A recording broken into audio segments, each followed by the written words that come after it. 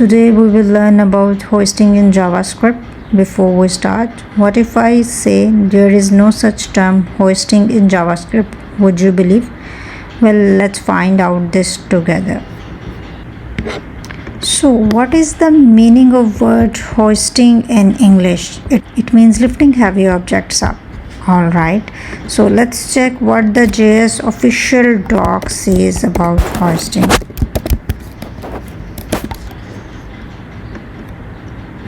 Okay, let me check. Oops, there is no such term present in official JS doc related to hoisting. Well, that's surprising for me. Alright, let's say what internet says on it. Hoisting in JavaScript.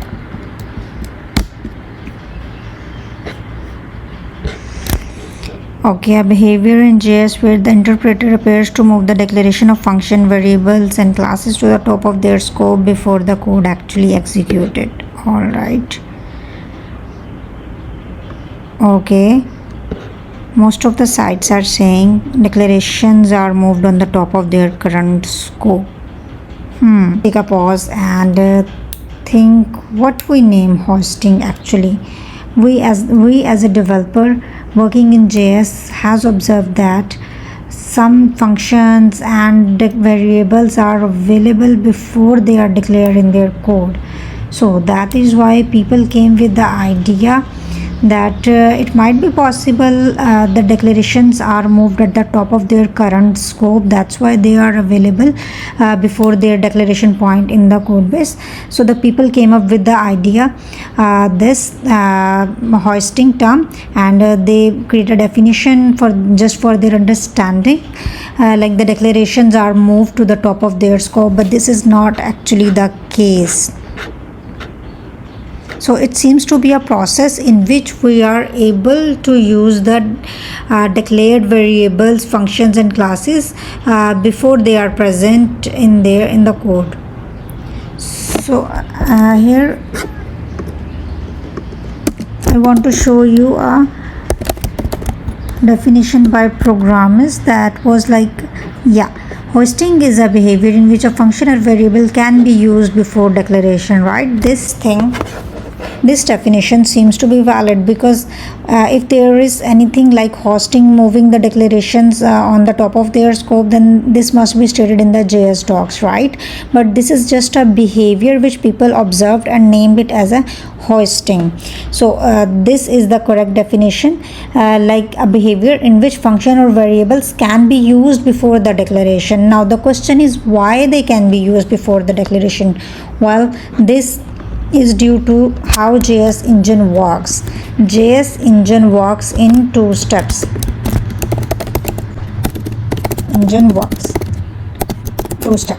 The first is memory allocation and the second is execution. Okay, the JS engine works in two steps. The first one is memory allocation and the second one is execution. So let's try to understand both these steps via a simple code snippet. The start of the script, when we run this script, JS will execute the first step, memory allocation, in which it parses the script and look for the declaration. In declaration, it would first look for the function declaration. So this line is not executed because it's a memory allocation phase. This one will got skipped, and first of all it will look for the function declaration. Here is a function. It will take the entire body of the function and assign some memory, and so this whole function will be copied to the memory. Then we have no more function. Now it will look for the declared variables. We have this var a. Now the var a will be assigned some memory and the value would be undefined. All right, now there are no more declaration. JS engine will move forward with the second part, which is code execution. Now this is an executable line. Okay, so it is calling a say hello function. Here is the main point. Now JS engine will check either I have assigned some memory to this function in the memory allocation phase, if it was another language like C++ or Java, it would surely be errored like undefined function say hello. But here JS do the trick. It check if it has assigned some memory to this function in the memory allocation phase. If yes, it will point this to that slot and run the function, and we will be seeing hello on the console. All right, so next executable line is console.log a. Same thing goes here. It will check either it has assigned some memory to variable a. If yes, it will point to that memory allocation and print the value. Now let's run and check. See, hello from this function and undefined for this var.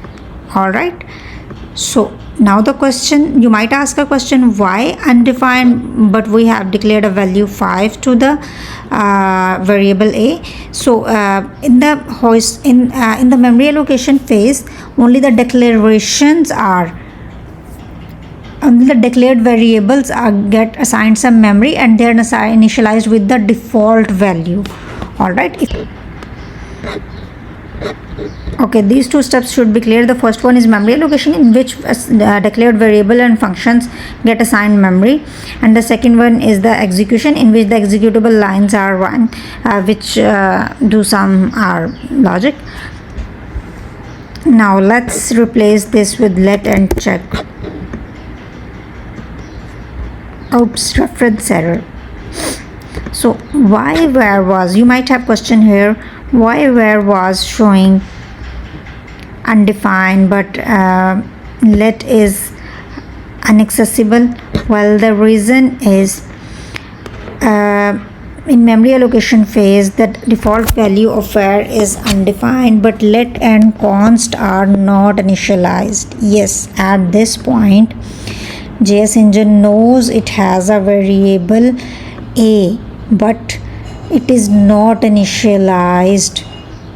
So it is the rule of JS engine, if something is not initialized, you can't access it. That's why here we are getting a reference error. Why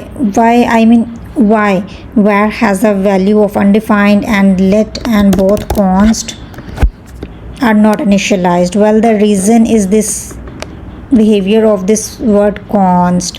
What it tells you, the value should not be changed. So if they initialized it with something like as a default value and then give the ability to the developer to rewrite it, then the whole purpose is dead. That's why they decided to keep it uninitialized.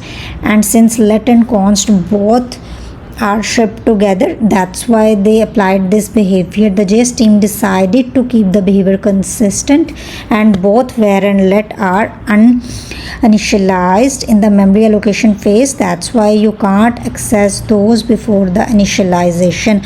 So due to this behavior, we have temporal dead zone from the start of the script, from here to here. This is temporal dead zone because we can only use a after some value is assigned to it. Even if you see, we can assign some, if I try to assign this value at the top, it would again show us the reference error, because